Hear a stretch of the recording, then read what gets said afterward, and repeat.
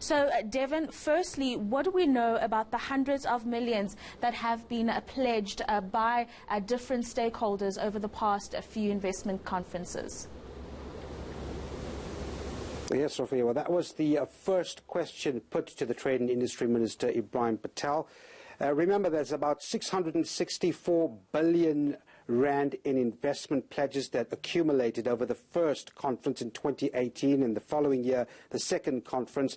Only 170 billion rand of that is in the pipeline. But the Trade and Industry Minister saying that above all, it's about consolidation that will take place at this particular conference. He says no one has written to them, investors I mean, to say that they've pulled back on those investments. That still stays in place, but of course there's been some slowing down on the implementation.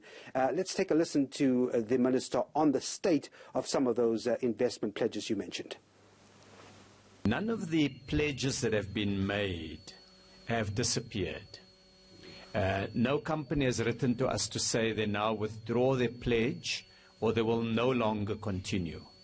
What has happened is a number of these pledges, and they amount to about 9% of the total, have indicated that they will slow down the implementation, certainly in part because of COVID-19. And we, in some cases this is to do with market demand, where company business plans are predicated, are based on an assumption of the number of widgets that the market would need. When the global economy slows down, it means exports are likely to be lower.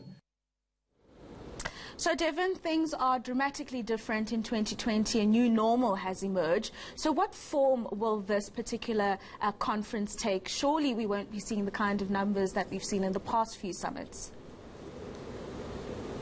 No, you would expect that wouldn't happen, Rupiwa, but what we are told today is that the investment conference spans over 2 days. That's Tuesday and Wednesday next week.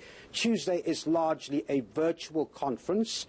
The President's Economic Advisor, Trudy Makhaya, is saying they expect about 1,000 participants, both locally and internationally, to take part in that virtual conference. There will be a sector-by-sector look in terms of the opportunities available to investors from agriculture to manufacturing. And then on Wednesday, there will be the plenary session, if you like, at a physical venue in Sandton, and the President will be present, giving an update on those investment pledges and what's on offer. It's not a lengthy, long plenary or days events, but he certainly will give the updates on what we're looking at as far as investment is concerned. We're told that attendance will be down by about 90%, and again, expected. It's a picture that's largely expected. But of course, the same deal applies, as I said. Consolidation, the most important part here. There's no drive to look for new, fresh investment. What the Minister of Trade and Industry is saying today, they will make sure that the blockages that's envisaged by those investors who have already made pledges are then seen to. And we talk about licenses, for example, other type of regulatory barriers. The main concern for this year's conference is to ensure that those pledges that were made do not face some of those barriers.